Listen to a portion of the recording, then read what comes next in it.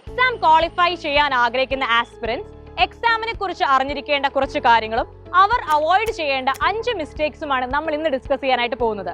അതിൽ ഏറ്റവും important വണ്ണാണ് structure അറിഞ്ഞിരിക്കുക എന്നുള്ളത്. ഏതൊരു എക്സാം എഴുതാൻ പോകുന്നതിന് മുന്നേയും എക്സാമിന്റെ സ്ട്രക്ചർ നന്നായി അറിഞ്ഞിരിക്കണം. എസ്പെഷ്യലി ബാങ്ക് എക്സാം ആവുമ്പോൾ prelims, mains, group discussion, interview ഇങ്ങനെ 4 സ്റ്റേജുകളായി തിരിഞ്ഞിട്ടുണ്ട്. അപ്പോൾ ഇതിനെക്കുറിച്ചുള്ള എക്സാക്ട് ഐഡിയ ഇല്ലാത്ത ഒരു ആസ്പിറന്റിന് ഇതിനു വേണ്ടി പ്രിപ്പയർ ചെയ്യുന്നതിൽ ഒരുപാട് ബുദ്ധിമുട്ടുകൾ നേരിടേണ്ടി വരും. സോ സ്ട്രക്ചർ അറിഞ്ഞിരിക്കുക. അതിപ്പോ ബാങ്ക് എക്സാം എന്നല്ല, ഏതൊരു കോമ്പറ്റേറ്റീവ് എക്സാമിനാണോ നിങ്ങൾ പ്രിപ്പയർ ചെയ്യുന്നത് ആ എക്സാമിന്റെ സ്ട്രക്ചർ നന്നായി അറിഞ്ഞിരിക്കുക എന്നതിന് നല്ലൊരു ഇമ്പോർട്ടൻസ് ഉണ്ട്. രണ്ടാമതായി ആസ്പിറൻസ് ചെയ്യുന്ന ഏറ്റവും വലിയ മിസ്റ്റേക്ക് എന്ന് പറയുന്നത് പ്രോപ്പറായി ബാലൻസ് ചെയ്ത് പ്രിലിംസും മെയിൻസിനും പഠിക്കാതിരിക്കുന്നതാണ്. അതായത് ഒന്നുകിൽ പ്രിലിംസ് മാത്രം പഠിക്കുക, അല്ലെങ്കിൽ മെയിൻസിൽ മാത്രം ഫോക്കസ് ചെയ്യുക. അങ്ങനെയല്ല, പ്രോപ്പറായി നിങ്ങൾ സ്ട്രക്ചർ ചെയ്ത് തന്നെ പഠിക്കണം. കാരണം പ്രിലിംസിൽ നിന്ന് മെയിൻസിലേക്കുള്ള ദൂരം വെറും 4 ആഴ്ചകൾ മാത്രമായിരിക്കും. പ്രിലിംസ് കഴിഞ്ഞ ഉടനെ തന്നെ റിസൾട്ടുകൾ വരികയും ഒപ്പം തന്നെ മെയിൻസിന് നിങ്ങൾ പ്രിപ്പയർ ചെയ്യേണ്ട സമയം വളരെ കുറവുമായിരിക്കും. അതുകൊണ്ട് ബേസ് നിങ്ങൾക്ക് സ്ട്രോങ് ആണെങ്കിൽ നിങ്ങൾ ഉടൻ തന്നെ മെയിൻസിന് പ്രിപ്പയർ ചെയ്യാൻ തുടങ്ങാം. ഒരിക്കലും ബേസ് നിങ്ങൾ അവോയ്ഡ് ചെയ്യരുത്.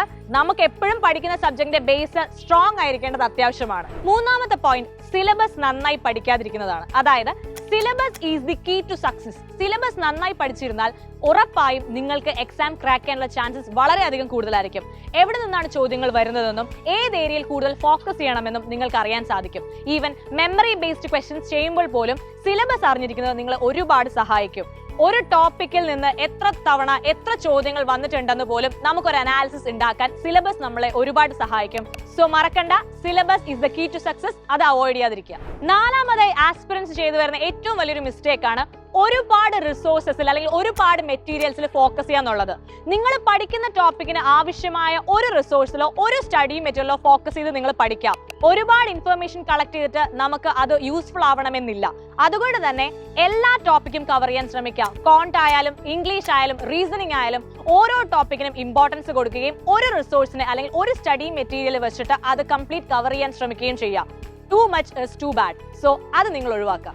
സോ ദ ലാസ്റ്റ് പോയിന്റ്, 6-7 മണിക്കൂർ പഠിച്ചിട്ടും എനിക്ക് എക്സാം ക്രാക്ക് ചെയ്യാൻ പറ്റുന്നില്ല എന്നൊരു ഡൗട്ട് നിങ്ങൾക്ക് ഉണ്ടെങ്കിൽ നിങ്ങൾ അറിഞ്ഞിരിക്കേണ്ടത് it's not about the hours, it's about the productivity. അതായത് നിങ്ങൾ സ്പെൻഡ് ചെയ്യുന്ന അവറിന്റെ കണക്ക് വെച്ച് ഒരിക്കലും നമുക്കൊരു പരീക്ഷ പാസ്സാവാൻ കഴിയില്ല. നിങ്ങൾ പഠിക്കുന്ന കാര്യങ്ങൾ 2 മണിക്കൂർ കൊണ്ടാണ് അല്ലെങ്കിൽ 1 മണിക്കൂർ കൊണ്ടാണെങ്കിലും നിങ്ങളത് മനസ്സിലാക്കി അത് പ്രാക്ടീസ് ചെയ്തപ്പോൾ നിങ്ങൾക്ക് നല്ല റിസൾട്ട് ഉണ്ടായെങ്കിൽ അവിടെ നിങ്ങൾ വിജയിച്ചു. സോ ടൈം നോക്കാതെ പ്രൊഡക്റ്റീവായി പഠിക്കാൻ ശ്രമിക്കുക. 1 മണിക്കൂറിനുള്ളിൽ ഒരുപാട് കാര്യങ്ങൾ പഠിക്കണമെന്നില്ല. പഠിക്കുന്ന കാര്യങ്ങൾ മനസ്സിലാക്കി നന്നായി പഠിക്കുക. ഇതിന്റെ കൂടെ ഒരു ചെറിയ ടിപ്പും കൂടെ നിങ്ങൾക്ക് തരാം. അതായത് പ്രൊക്രാസ്റ്റിനേഷൻ ഒഴിവാക്കി നിങ്ങൾ ഒരു ദിവസം ചെയ്യാൻ ആഗ്രഹിക്കുന്ന കാര്യങ്ങളെല്ലാം തന്നെ രാവിലെ എഴുന്നേറ്റുണ്ടെ ഒരു പേപ്പറിൽ എഴുതി വെക്കുക. അതായത് ടു ഡു ലിസ്റ്റ് ഒന്നും അല്ല കേട്ടോ. സിംപ്ലി പറഞ്ഞു കഴിഞ്ഞാൽ നിങ്ങൾ അന്ന് ചെയ്യാൻ ഇരിക്കുന്ന സകല കാര്യങ്ങളും നിങ്ങൾ ഈവൻ പഠിക്കുന്ന കാര്യം ഉൾപ്പെടെ അതിൽ എഴുതി വെക്കുക. ഈവനിങ് ആവുമ്പോൾ അത് കംപ്ലീറ്റ് ചെയ്തിട്ടുണ്ടെങ്കിൽ അത് കട്ട് ചെയ്ത് മാറ്റുക. സോ ദാറ്റ് നിങ്ങൾക്ക് തന്നെ അറിയാൻ പറ്റും ആ ദിവസം നിങ്ങൾ എങ്ങനെ യൂട്ടിലൈസ് ചെയ്തു എന്ന്. ഇതേ കാര്യം നിങ്ങൾക്ക് പഠനത്തിലും ഉപയോഗിക്കാം. പ്രൊക്രാസ്റ്റിനേഷൻ കംപ്ലീറ്റ്ലി ഒഴിവാക്കുക, പ്രൊഡക്ടിവിറ്റിയിൽ ഫോക്കസ് ചെയ്യുക. എക്സാം നിങ്ങൾ ഉറപ്പായും ക്രാക്ക് ചെയ്യും. All the very best.